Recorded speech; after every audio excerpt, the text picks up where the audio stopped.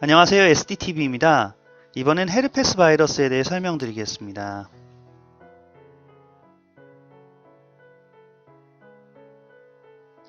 헤르페스는 바이러스의 크기가 100에서 200나노미터로 다른 바이러스에 비해 큰 DNA를 가지고 있습니다. 단순 포진 바이러스라고 하는데 헤르페스 바이러스에 속하는 바이러스로 피부와 점막에 작은 수포를 다발적으로 발생시키는 급성 염증성 피부 질환을 일으킵니다. 현재까지 밝혀진 헤르페스 바이러스는 약 80종 정도이고 이 중 사람에게 질병을 일으키는 것은 8종이라고 합니다. 대표적으로 단순 헤르페스 바이러스 1형과 2형, 수두 대상포진 바이러스, 앱스타인바 바이러스, 거대세포 바이러스, 림프 증식성 바이러스, 카포시6종 바이러스입니다. 주로 수직 감염이나 연인 사이의 키스, 성행위 등이 주된 감염 경로입니다.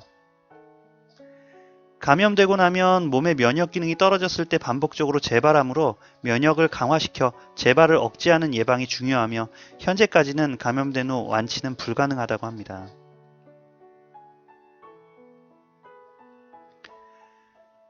단순 헤르페스 바이러스는 손상된 피부 및 점막이 헤르페스에 노출되어 감염됩니다. 인후염, 구내염 등을 일으키며 입술 주위에 물집을 발생시키는데 아주 드물게 뇌염을 유발하는 가능성도 있다고 합니다. 특히 E형의 경우 성접촉을 통해 전염된다고 알려져 있고 신경세포 속에 침투하여 잠복해 있는 상태로 존재해 감염 후 초기 증상이 없는 경우가 대부분이어서 잠복기는 사람에 따라 큰 차이가 있고 몇 주에서 몇 년 후 증상이 발현될 수 있습니다. 대부분의 성인은 증상이 없거나 이 바이러스에 감염된 적이 있었을 것으로 추정할 만큼 일상생활에서 쉽게 감염될 수 있는 바이러스입니다. 특히 점차 20, 30대 젊은 연령대에서 발생이 증가하고 있지만 아직 완치할 수 있는 치료법이 없어 재발되지 않도록 면역력을 관리하는 것이 최선입니다. 1형과 2형을 구분하여 2형을 성관계를 통해 전파되는 성병으로 분류하기도 하지만 최근 유사성행이나 구강성교 등으로 2형이 입술 주위에서 1형이 생식기 주변에서 발견되기도 하고 또 1형과 2형이 고차 감염도 가능하다고 합니다. 특히 2형 단순 포진의 경우 생식기 주변 피부에 수포성 발진이 생기게 되면 콘돔을 통해 예방이 불가능합니다.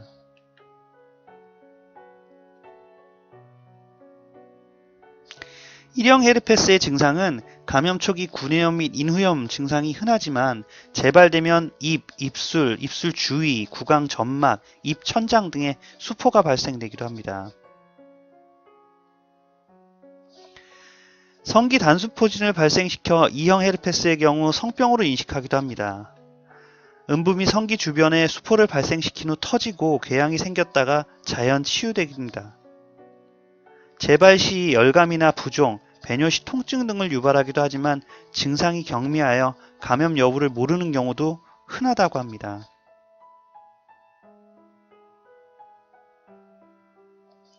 성기 및 입술 주위에 한 개나 여러 개의 수포가 물집이 생기면 이후 수포가 터지고 궤양이 생긴 후에 딱지가 져서 깨끗이 아무는 경과를 보입니다. 감염 부위에 주로 수포가 발생되지만 점차 번지거나 크기가 커지면서 통증이 발생할 수 있고 특히 아주 심한 스트레스를 유발합니다. 감염 후 성기나 항문 주위에 가려움이 생길 수 있고 자결감, 뻐근한 통증 등을 유발합니다. 바이러스가 표피와 진피층까지 증식을 하게 되면 주위에 신경세포까지 침투할 수 있어 적절한 치료가 필요합니다. 1형의 경우에는 입, 입술, 구강 내에 작은 수포를 형성 후 딱지가 생겼다가 아물면서 경과가 호전됩니다. 2형의 경우에는 성기 주위에 수포를 발생시키고 이후 이 수포가 터지면서 작은 궤양을 남기지만 약 10일 정도 이후 자연 치유됩니다. 근육통이나 발열, 자결감, 배뇨 시 통증, 피로감 등의 증상이 동반될 수 있지만 대부분 증상이 경미해 감염 여부를 모르는 경우가 대부분입니다. 더 궁금하신 내용이나 수정해야 할 내용이 있다면 유로미스터리@naver.com으로 메일 보내주시면 됩니다.